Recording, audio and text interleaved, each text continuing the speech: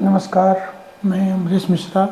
सुबह की चर्चा में आपका स्वागत है और सदैव की भांति आज आप लोग के समक्ष उपस्थित हुआ हूँ।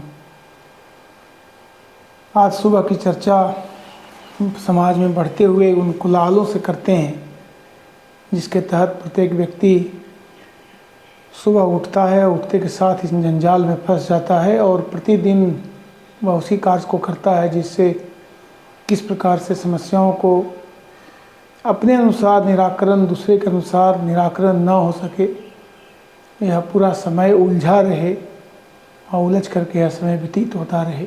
भगवत भजन तो छोड़ दीजिए, भगवत भजन अब करने वाले गिने चुने लोग रह गए हैं और वह भी भगवत भजन कितने मन से कर रहे होंगे ये उनकी आत्मा ही बता रही होगी। आज का भौतिकवादी युग जो जिस प्रकार से हमें भौतिक प्राप्ति हेतु उद्वेलित करता है, अंदर से कहता है कि आज क्या प्राप्तियां हुई, वरन यह कोई नहीं सोचता कि ज्ञान, कौन सा ज्ञान आज प्राप्त किया, कौन से अनुकरणीय मार्ग पर चलने की प्रेरणा आज मिली। बस केवल होड़ है तो यह होड़ है कि किस प्रकार से कौन से भौतिकवादी तत्वों की प्राप्ति आज की गई।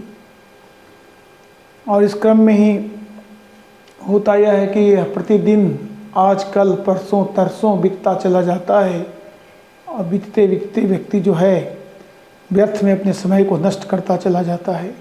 समय की महत्ता नहीं समझने के कारण समय व्यतीत होता चला जाता है और प्राप्तियां व्यक्ति के हाथ में शून्य होती जाती हैं। धनार्जन की प्रवृत्तियां जो अंतः मन में उत्पन्न होती हैं और पाप कर्मों पर अंत होती हैं, यह दिखाती हैं कि व्यक्ति किस रूप में गिरता हुआ, निरंतर नैतिकता से दूर होता हुआ धनार्जन की प्रवृत्ति में लगा हुआ रहता है। सच मायने में प्रकृति जब आपकी परीक्षा लेती है तो निश्चित तौर पर आपको कठिनाइयों में डालती है, आप कठिनाइयों में रहते हैं, परंतु कठिनाइयाँ आपके सामने टिक नहीं पाती अगर आपके उद्देश्य अच्छे हों। राष्ट्रकवि दिनकर जी ने लिखा है, खमठोक ठेलता जब नर है, पर्वत के जाते पांव खड़, मानव जब जोर लगाता है, पत्थर पानी बन जाता है। मेरी जब सहती है प्रहार, बनती ललनाओं का श्रृंगार, जब फूल पिरोए जाते हैं हम उन्हें लगले लगाते हैं। वसुधा का नेता कौन हुआ, भूखंड विजेता कौन हुआ, अतुलित यशक्रेता कौन हुआ, नवधर्म प्रणेता कौन हुआ, जिसने न कभी आराम किया, विघ्नों में रहकर नाम किया। जब विघ्न सामने आते हैं सोते से हमें जगाते हैं, तन को झंकोड़ते हैं पल पल, मन को मरोड़ते हैं पल पल, सतपथ की ओर लगाकर ही जाते हैं हमें जगाकर ही। कहने का आशय यह है कि जो व्यक्ति निरंतरता में कठिनाइयों से जूझता हुआ उस सकारात्मक दृष्टिकोण से, पॉजिटिव माइंडसेट के साथ आगे बढ़ता है तो वह विघ्नों को जीत लेता है और विघ्नों को जीत कर वह उन मुकाम को हासिल करता है जिस मुकाम में कहीं पराजय का लेस मात्र भी पहचान नहीं है। आप इन चीज़ों को देखें और समझें। निरंतर अभ्यास से आप किस प्रकार उन गुणों को प्राप्त करेंगे जिन गुणों को लेकर आप आगे चलते रहेंगे और आपकी जो प्रतिभा है वो निखरती चली जाएगी। तो जब आप प्रताड़ना को झेलते हैं तो आप अपने अंदर निखार लाएं, उन चीज़ों को जागृत करें जिसके कारण आप जो है सो ऊंचाइयों को छू सकते हैं, जिससे आप आगे बढ़ सकते हैं। संसार के सभी चीज़ों में जहाँ जहाँ भी आप देखेंगे बिना संघर्ष किए कुछ हासिल नहीं होता, परंतु सकारात्मक दृष्टिकोण से हासिल करने की प्रवृत्ति ही बड़ी है।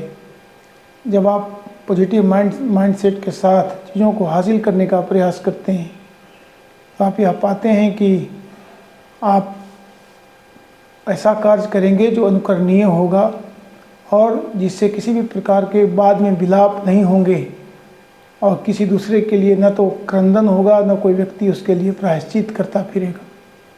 तो आपका कर्म सुंदर हो, इसके लिए आप निरंतर प्रयास करें। परंतु आप अगर समाज में चारों तरफ देखेंगे, जहाँ जहाँ जो लोग प्रयासरत हैं, क्रियाशील हैं, तो आप यह समझते चले जाएंगे कि यह समाज सुबह जागता एक ही मिशन से है और सोता एक ही मिशन से है। और शायद कुछ लोग, कतिपय लोग, कुछ लोग उन चीज़ों का अलख जगा रहे हैं जिससे समाज आज भी खड़ा है, वह नैतिकता का अलख है। नैतिकता का अलख तभी जगेगा जब आप में त्याग और दूसरे के प्रति सम्मान की भावना विकसित होगी, जो राजनीतिक विज्ञान में जिसको ट्रू सिविक सेंस कहा गया है। ट्रू सिविक सेंस आने के लिए आपके अंदर उन चीज़ों का ज्ञान भी आवश्यक है। इस ज्ञान के तहत आप दूसरों को अपना समझेंगे। साहित्य दर्शन में बारंबार इन बातों को कहा गया है, बताने की चेष्टा की गई है कि व्यक्ति के अंदर परमात्मा का निवास है। तो जब हम अपने अक्स को दूसरे के अंदर देखते हैं, जो हमें बुरा लगता है वह दूसरों को भी बुरा लगता होगा, इस बात का सोच रखते हैं, तो निश्चित तौर पर हमारे संस्कारों में निखार होता है और उस निखार के साथ हम आगे बढ़ते हैं। परंतु जब व्यक्ति भौतिकता में लिप्त होकर के नीचे गिर जाता है और गिर जाने के कारण वह केवल धनार्जन में लगा रहता है, जाल से, धोखा से, फरेब से, जिस प्रकार से वो धनार्जन करे, तो वह नैतिकता का ह्रास होता चला जाता है और व्यक्ति का पतन अवश्यंभावी हो जाता है। आप अगर देखें किसी भी युद्ध में जो मानव मानव, साम्राज्य साम्राज्य, राज्य राज्य के बीच हुए हैं, तो उसमें एक पक्ष में उन चीज़ों का पूर्ण रूपेण अभाव पाया जाता है। ये भगवान श्री कृष्ण राज दरबार में जाकर 5 गांवों की मांग कौरवों से की थी, उन्होंने 1 इंच भी ज़मीन नहीं देने की बात की थी। उसी प्रकार से जब शांति समझौता कोई व्यक्ति किसी दूसरे व्यक्ति के समक्ष रखता है, अगला व्यक्ति उसको कमज़ोर समझता है और ये सोचता है कि यह डर कर शांति प्रस्ताव दे रहा है। इसी प्रकार से अगर कोई राज्य दूसरे राज्य के साथ शांतिपूर्ण व्यवहार रखना चाहता है तो अंदर से साजिश भी चलते रहते हैं। तो ज़रूरत यह है कि उन चीज़ों पर ध्यान आकर्षण करें जो आपके मस्तिष्क में शांति ला सकें और शांत चित्त से आप आगे बढ़ सकें। अगर आप प्रतिदिन नए नूतन विधाओं को सीखेंगे, नूतन तरीक़ों को सीखेंगे, तो आप यह पाएंगे कि आपकी उन्नति निरंतर होते चली जा रही है।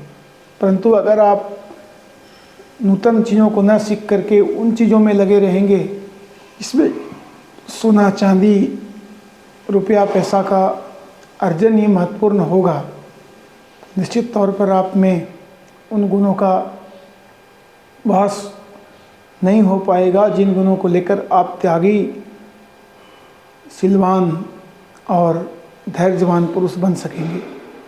तो ज़रूरत है, आज के भौतिकवादी समाज में भी इन चीज़ों की आवश्यकता है। आप अपने अंदर निरंतर गुणों का विकास करें। गुणों को विकास करने के लिए साहित्य का निदर्शन जरूरी है। साहित्य पढ़ें, चाहे वह हिंदी साहित्य हो, संस्कृत हो, फारसी हो, अरबी हो। साहित्य में दर्शन का समान होता है, उसमें व्यक्ति के अनुभवों का भी समान होता है। तो आप जब साहित्य का अध्ययन करते हैं तो आप निश्चित तौर पर उन चीज़ों को समझते हैं कि क्या किया जाना चाहिए, क्या नहीं किया जाना चाहिए। साहित्य का सम्यक अभ्यास, सम्यक अध्ययन आज के समाज में बहुत ही आवश्यक हो गया है।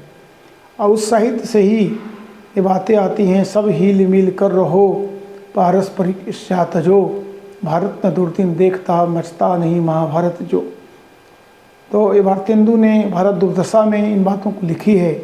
सब हिल मिल कर रहो, पारस्परिक ईर्ष्या तजो, भारत न दुर्दिन देखता मचता नहीं महाभारत जो। तो ये मिलने की बात करते हैं। उसी प्रकार मानस में तुलसीदास जी गुरुओं के प्रति आदर की बात करते हैं। बंदो गुरुपद पदुम परागा, सुरचि सुभाष सरस अनुरागा, अमीय मोरी मय चूरन चारू, समन सकल भव रुज परिवारू। सुकृति संभूतन विमल विभूति, मंजुल मंगल मोद प्रसूति, जनमन मंजु मुकुल मलहरिणी, किए तिलक गुनगन बस करनी। श्री गुर पग नख मणिगण ज्योति, सुमृत दिव्य दृष्टि ही होती, तलन मोहतम सोस प्रकाशु, बड़े भाग उरावई जासु। तो गुरु की महत्ता का उन्होंने व्याख्या किया। गुरु के चरण रज से, चरण की मिट्टी लगा लेने से ही व्यक्ति को शुद्धि मिल जाती है। अब भगवान शंकर भी उसके कारण पूज्य हो जाते हैं जब वो गुरु उनका अपने शरीर में उनको लगाते हैं। तो गुरु के रज की महिमा को उन्होंने बताया है। परंतु आज का गुरु अनादृत है। अनादृत होने के पीछे कारण क्या है? वही भौतिकता का चादर जिसे वह लपेटे घूमता है। अगर गुरु को कुछ नहीं चाहिए, वो सिलोच्छ वृत्ति मतलब त्यागी हों और त्याग के साथ शिक्षा का दान करें, ईमानदारी से शिक्षा का दान करें कि गुरुओं की प्रतिष्ठा पुनः स्थापित हो सकती है। समाज में ज़रूरत है कि गुरुओं की प्रतिष्ठा को पुनः स्थापित किया जाए। समाज में उन चीज़ों, उन संस्कृति को, सांस्कृतिक चेतनाओं को विकास किया जाए। तो इसके लिए आप निरंतर प्रयासशील रहें, साहित्य का अध्ययन करें, अपने अंदर आत्मा का अंतरावलोकन करें, हर एक कर्मों को कसौटी पर परखें, अच्छी बातों को लोगों में प्रसारित करें। इस प्रकार से आप निरंतर समाज के उन्नति के प्रवाहक बनकर आगे बढ़ते चले जाएं, यही मेरी कामना है। सुबह की चर्चा के साथ आज बस इतना तक ही। अगर आपका मेरा यह वक्तव्य अच्छा लगा हो तो आप चैनल को लाइक करेंगे, सब्सक्राइब करेंगे, अपना बहुमूल्य कमेंट जरूर देंगे। नमस्कार।